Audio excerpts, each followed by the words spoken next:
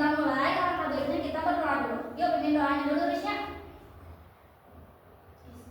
Isti'adat musta'idat samina wa ata'na. Berdoa, Rabbi zidni ilman warzuqni fahman bi rahmatika ya arhamar rahimin. Salaman, assalamu alaikum warahmatullahi wabarakatuh. Minggu kemarin kita belajar apa? Ada yang tahu? Ini mat tobi'i sama mat jais. Udah latihan lagi belum di rumahnya? Udah Ibu, Udah. sekalian ngaji. Ya sekarang udah ngerti. Udah. Oke. Sekarang Ibu akan membahas tentang yang berkaitan dengan keseharian kalian nih. Ada yang bisa nebak nggak? Apa tuh Bu? Sekarang Ibu akan membahas tentang ujian sabar dan syukur. Ada yang tahu nggak maksudnya apa? Kalau sabar itu menerima dengan lapang dada. Kalau syukur itu mensyukuri apa yang dikasih oleh Allah. Betul sekali Najwa. Nah, sekarang kita itu akan membahas ujian sabar dan syukur. Itu sangat berkaitan ya teman-teman dengan kehidupan kita. Sekarang kita akan membahas tentang, Ibu buka dulu ya. Nah, sekarang kita akan membahas tentang surat Al-Balad ayat 1 sampai 10 dan maknanya. Tapi sebelum itu, Ibu mau nanya dulu sama kalian. Pernah nggak kalian merasa hidup itu sulit dan penuh tantangan? Pernah. Ketika apa? Waktu ujian, Bu. Iya, waktu ujian itu apa sih membuat kalian sulit? Belajarnya. Nah, di dalam Al-Quran surat Al-Balad ayat 1 sampai 10, Allah berfirman bahwa kita ini harus sabar dalam ujian yang sedang kita hadapi. Kita ini harus bisa menghadapi ujian yang Allah beri seperti itu. Sebelum kita membahas maknanya, kita baca bareng-bareng dulu yuk Al-Balad 1 sampai 10. Ada yang mau Al-Quran? Baca di situ aja, Bu. Oke. Sekarang kita baca bareng-bareng ya. 1, 2, 3. A'udzu billahi minasyaitonir rajim. Bismillahirrahmanirrahim. La uqsimu bihadzal balad wa anta hillum bihadzal balad wa walidin wa ma walad. Laqad khalaqnal insana fi kabad. Ayahsabu an la yaqdiru alaihi ahad. Yaqulu ahlaqtu malan lubada. Ayahsabu an lam yarahu ahad. Alam naj'al lahu 'ainayn wa lisanan wa syafatayn wa hadainahun najdayn. Shadaqallahul azim. Sekarang Ibu boleh minta tolong untuk bacakan Najwa dari 1 sampai 5 dan Trisha dari 5 sampai 10, boleh? Boleh. Boleh Najwa, boleh dibaca Sat. Aku bersumpah demi negeri Mekah ini dan engkau Muhammad bertempat di negeri Mekah ini dan demi bapa dan anak kami peranangannya. Sungguh kami telah menciptakan manusia berada dalam susah payah. Apakah dia manusia mengira bahwa tidak ada sesuatu pun yang berkuasa atasnya?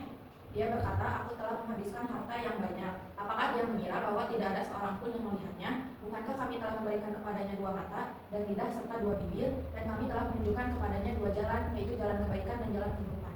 Ada yang bisa menyimpulkan nggak dari arti ini apa? Belum tahu, Bu. Oke, sekarang Ibu jelasin ya. Jadi, di Quran surat Al-Balad ini, Allah berfirman bahwa sungguh kami telah menciptakan manusia dalam susah payah. Nah, susah payah di sini bermaksud seperti ujian yang tadi Ibu sudah beritahu. Ujian seperti ujian kelas, dimarahin sama ibu, dimarahin sama ayah, berantem sama teman, itu termasuk ujian dalam hidup. Jadi, kalau misalnya kita sudah susah payah itu bukan berarti Allah jahat sama kita, tapi memang Allah menciptakan manusia berada dalam susah payah. Lalu ada juga nih di ayat setelahnya, apakah dia mengira bahwa tidak ada sesuatu pun yang berkuasa atasnya?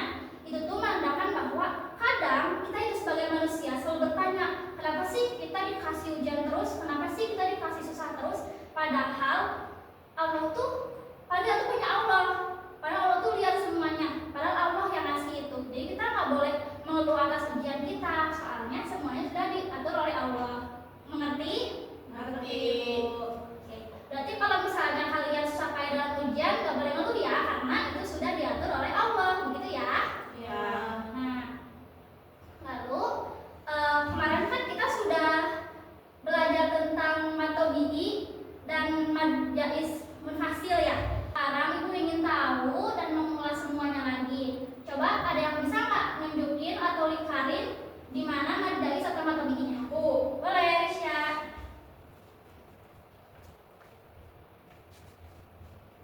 Itu apa, Risya? Ini mad jais munfasil. Itu mad tabi'i. Betul. Ini bahasa mad tabi'i. Dah. Oke, Najwa bisa nggak? Sebut. Oke, boleh Najwa. Ini mad tabi'i. Iya. Ini juga mad tabi'i. Ini juga mad tabi'i. Udah bos mas gitu. Iya, alhamdulillah. Betul ya, anak-anak.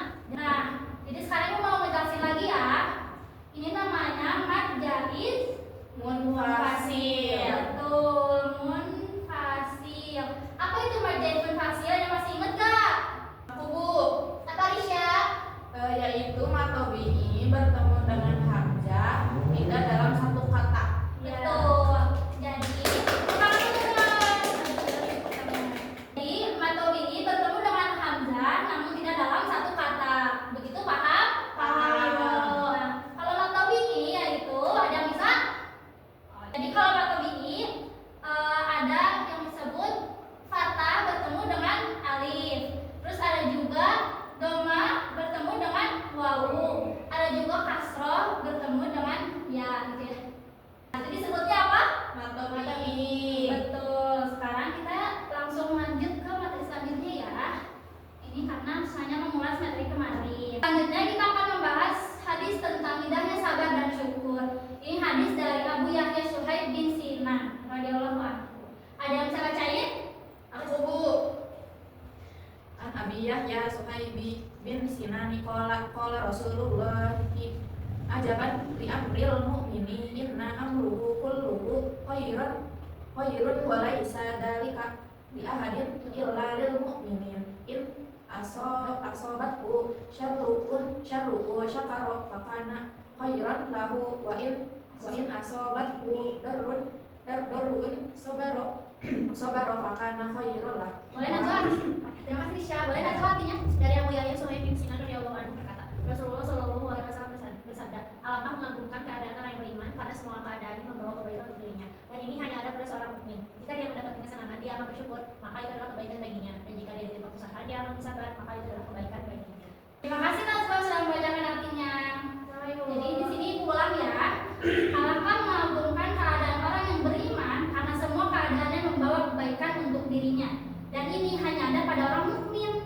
Jika dia mendapatkan kesenangan, dia akan bersyukur, maka itu adalah kebaikan baginya. Dan jika ditimpa kesusahan, dia akan bersabar, maka itu adalah kebahagiaan baginya. Begitu. Jadi ini masih ada sangkut pautnya nih sama makna dari Quran surat Al-Balad tadi. Kalau Al-Balad tadi kan tentang ujian. Tadi kan ibu udah bilang kalau kita menghadapi ujian itu harus bersabar, betul? Betul. Betul. Kalau di sini disebutin nih untuk orang-orang yang mendapat kesenangan itu, jika dia bersyukur, dia adalah orang mukmin, dia adalah orang beriman. Lalu kalau misalnya dia ditimpa musibah, dia akan bersabar, dia juga orang mukmin, dia juga orang beriman. Begitu berarti kalau misalnya nih Risya kesusahan dalam ujiannya, tapi dia nggak sabar, dia orang beriman atau bukan? Bukan. Karena Yang dia nggak sabar. betul. Terus kalau misalnya nih, aku senang dapat nilai 100, tapi aku malah sombong nih ke Risya, berarti aku orang beriman atau bukan? Karena apa? Karena aku enggak Tidak bersyukur. bersyukur. Betul, berarti kita itu harus bersyukur dan Bersabar. iya betul. Karena jika kita sering mengeluh, itu tanda bahwa kita tidak beriman kepada Allah. Karena semua ujian yang dikasih kepada kita adalah tanda Allah sayang kepada kita, seperti itu. Paham anak-anak? Paham. Baik. Risya boleh tolong matiin fokusnya? Boleh. Terima kasih Risya. Sekarang ibu punya studi kasus. Tahu studi kasus nggak? Ngerjain tugas. Iya, tetapi kita mengerjakan ada kasus-kasus teman-teman kita di sini. Ini berkaitan dengan materi yang tadi. Ibu punya 2 lembar untuk Risya dan Najwa. Ini isinya studi kasus dan harus kalian pecahkan sendiri, oke? Oke. Jawabannya dari Quran surat Al-Balad dan hadis tentang sabar dan syukur. Boleh diisi ya? Iya. Diisi nama, kelas, dan